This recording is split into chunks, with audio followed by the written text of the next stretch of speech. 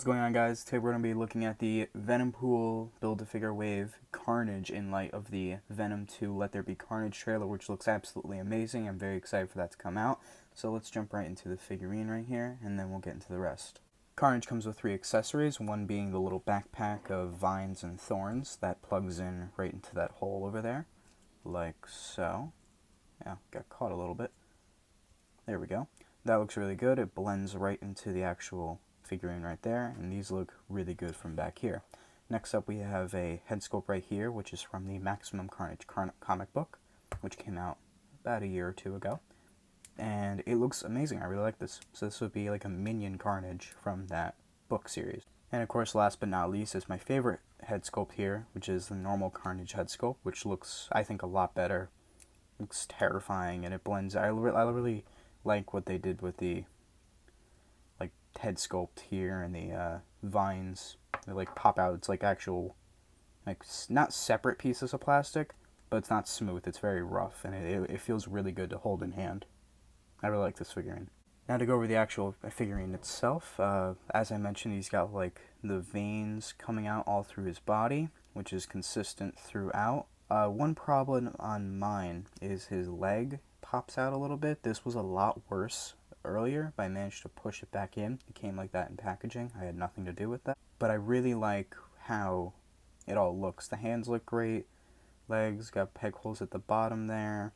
Got spikes for the toes. It looks absolutely amazing. It really does. Now to get into the articulation of Carnage, we got his head. Both heads move the same way, but you can look up that much. He can look down, left and right, side a little bit there.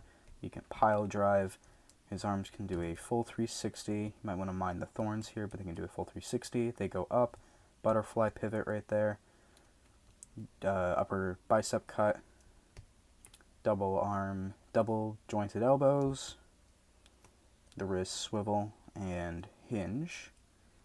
His waist can crunch forward that far, crunch back that far. He's got a waist swivel.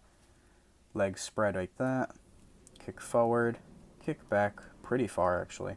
Upper thigh cut. Again, mine that's a bit loose. It looks a lot better over here for the thigh cut. Double jointed knees. Got a calf cut right here, which goes along with this, which I think was a good idea. I like that a lot. And his ankles can go back that far. They can go forward. And he's got ankle pivot. Now to go over the size of Carnage, he comes up to about little under 6 inches, but up to the thorns, it's closer to 6.5. Now to do a couple comparisons. Here we have Carnage next to my personal favorite Marvel Legends Venom from the same Build-A-Figure series of Venompool. This looks great together. They scale very well. Carnage is significantly smaller than Venom, and let's have Spider-Man join the party right here for another comparison.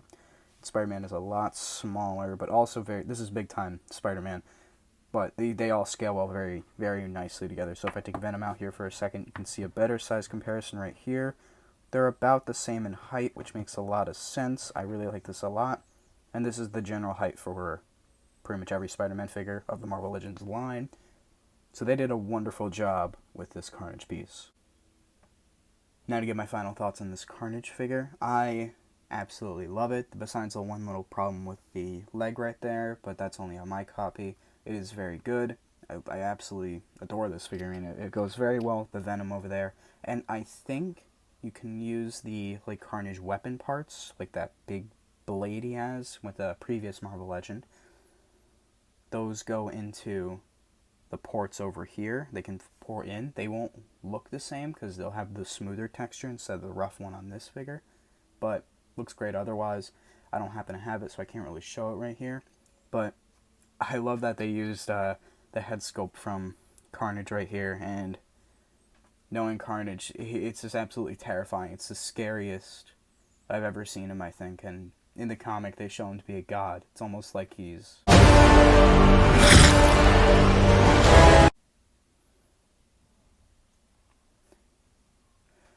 So anyway, but that's my final thoughts. So I would give this guy like a solid 8 out of 10. Maybe could have used a couple more accessories. I would have liked to see another hand blade type of thing you can connect to, like they did with I think it's Scream. had like you can disconnect her arm and then connect a whole blade that's the lower half of her arm. That would be really cool. Other than that, I got zero complaints for this guy. Really fun to mess around with. So I want to thank everyone for watching. If you made it to the end of the video, please like and subscribe. Have a wonderful day, and thank you for nerding out with me. Goodbye.